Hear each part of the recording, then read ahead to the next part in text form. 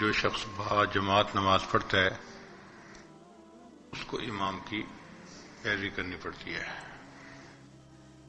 امام رکوع میں جائے مقتدی رکوع میں جاتا ہے، امام سجدے میں جائے مقتدی رکوع میں سجدے میں جاتا ہے، اور اگر مقتدی امام کی پیروی نہ کرے تو اس کی نماز نہیں ہوتی.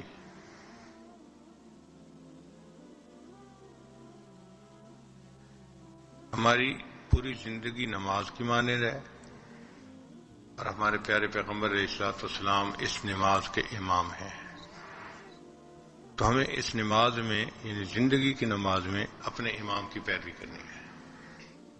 ہمارا ہر عمل نبی علیہ السلام کی سنت کے مطابق ہو، کھانا پینا، لباس، چال ڈھال، ہر چیز سنت کے مطابق ہو. رسالیہ چشتیہ کے حضرات فرماتے ہیں کہ ہم مجاہدے کے ذریعے سلوک طے کرواتے ہیں. ہمارے نقشبند کے حضرات نے فرمایا کہ ہم اتباع سنت سے سلوک طے کرواتے ہیں. چنانچہ ہمارے سلوک میں سنت کی اتباع اس کی بہت اہمیت ہے. ہر کام کو سنت کے مطابق کرنا.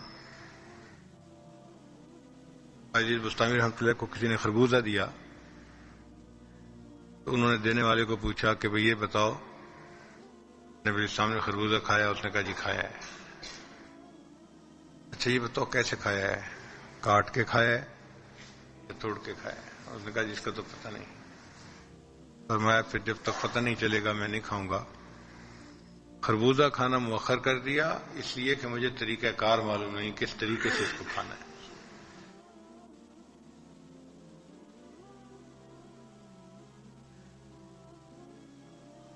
آج دنیا کے اندر برانڈ کی چیزیں چلتی ہیں، نام لکھے ہوتے ہیں، کمپنیوں نے اپنے مہریں لگائی ہوتی ہیں. لوگ کوئی کمپنی کی مہر دیکھتے ہیں تو چیز لیتے ہیں، جی فلاں کمپنی کی مہر لگی ہوئی ہے یہ چیز اچھی ہوگی. قیامت کے دن یہی ہوگا.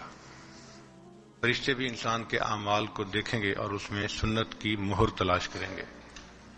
جس عمل پر سنت کی مہر لگی ہوگی وہ قبول، اور جس پر نہیں کی ہوگی وہ ریجیکٹ کر دیا جائے گا.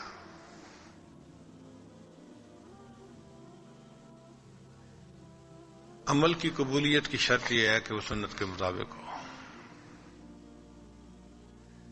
ہمارے اکابر نے یہاں تک لکھا ہے کہ سنت کے مطابق بیت الخلاء فارغ ہونے سے وہ ثواب ملتا ہے جو خلاف سنت نفلیں پڑھنے پر بھی نہیں ملتا.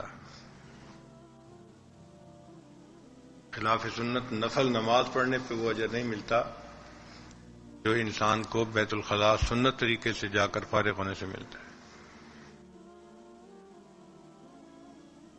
اس لیے صحابہ کرام جو تھے وہ سنتوں کے دیوانے تھے.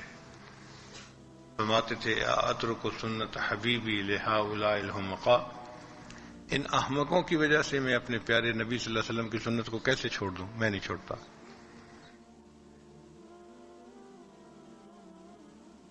طلباء حضرات کو بھی چاہیے کہ ایک ایک سنت پہ عمل.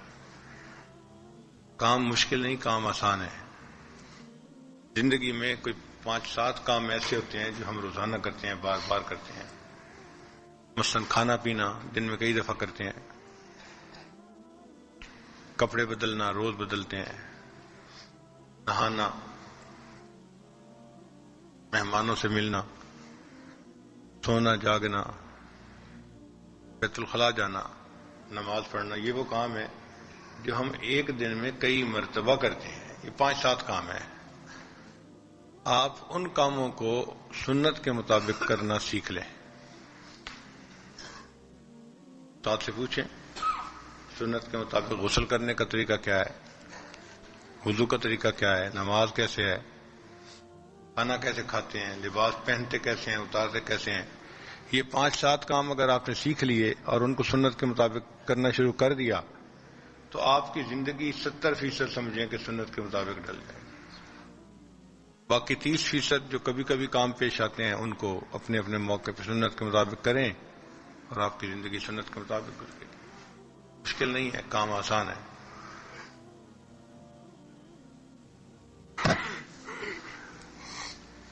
ہمارے اکابر نے لکھا ہے کہ نبی علیہ الصلوۃ والسلام کی مبارک سنت سفینہ نوح کی مانند ہے، نوح علیہ السلام کی کشتی کی مانند ہے۔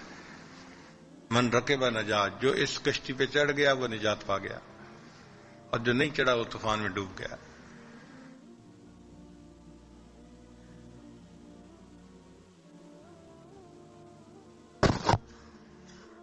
نبی علیہ السلام نے تو یہاں تک فرمایا من تمسک بسنتی عند فساد امتی فلہ اجر 100 شہید، کہ جس نے میری سنت پر ایسے وقت میں عمل کیا جب اس سنت کو چھوڑ دیا گیا ہو، اس سنت پر عمل کرنے پہ اس بندے کو 100 شہیدوں کا ثواب ملے گا۔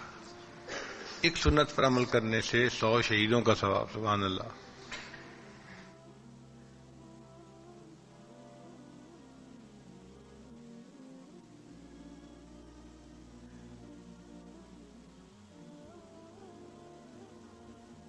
دستور ہے کہ جس کو محبوب سے محبت ہوتی ہے تو محبوب سے مشابہت رکھنے والے بندے سے بھی محبت ہوتی ہے۔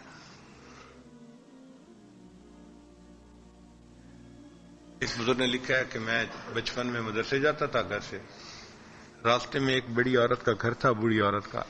وہ جب مجھے دیکھتی تھی تو مجھے بہت پیار کرتی تھی، کچھ چیز کھانے کو دیتی تھی، پاس بٹھاتی تھی، پھر کہتی تھی اچھا وہ آپ جا سکتے ہیں۔ تو وہ فرماتے ہیں کہ مجھے ریزن سمجھ میں نہیں آتی تھی کہ اس بوڑھی عورت کو کیا پیار ہے مجھ سے اس کے اوپر۔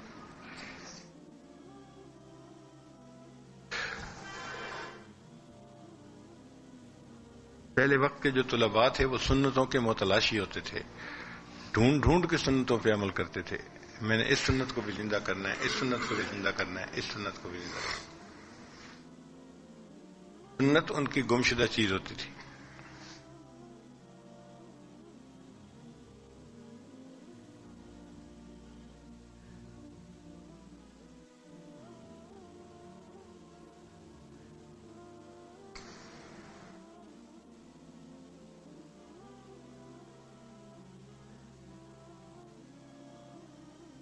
لیکن عوام الناس سنت کی اتباع کو بہت نیچے کے درجے تک سمجھتے ہیں۔ جو ہمارے اکابرین ہیں ان کو سنت کی اتباع میں کمال حاصل ہوتا ہے۔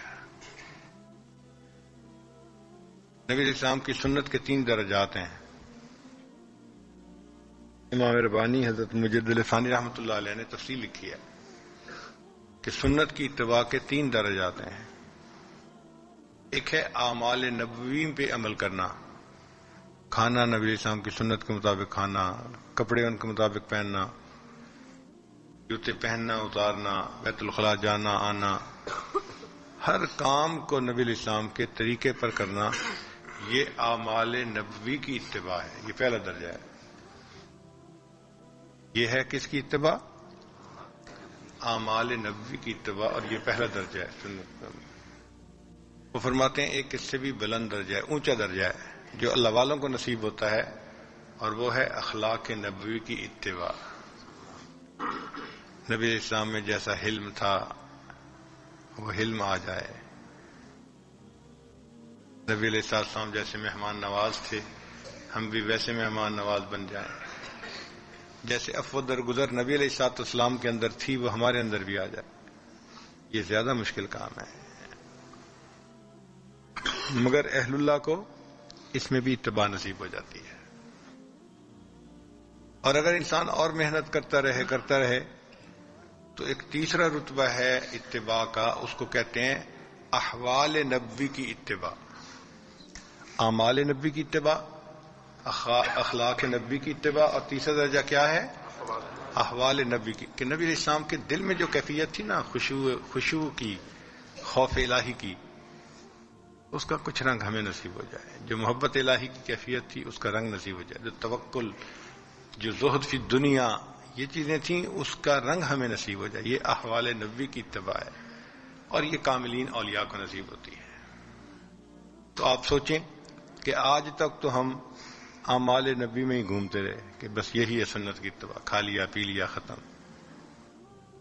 طلباء کے لیے تو اس سے آگے بھی بہت مقام ہے۔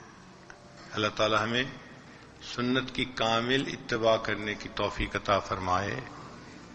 وہی سمجھا جائے گا شیدائے جمال مصطفیٰ، وہی سمجھا جائے گا شیدائے جمال مصطفیٰ، جس کا کال کال مصطفیٰ ہو، حال حال مصطفیٰ۔ نبی علیہ السلام کے جمال کا شیدا وہی سمجھا جائے گا کہ جس کا کال بھی کال مصطفیٰ ہو اور جس کا حال بھی حال مصطفیٰ۔ ویڈیو کے نیچے سبسکرائب کے بٹن پہ کلک کریں، بیل کے آئیکن پہ کلک کیجئے تاکہ ہر نئی ویڈیو کی نوٹیفیکیشن آپ کو مل جائے، اور تھمز اپ کا بٹن دبا کر اس ویڈیو کو لائک کریں۔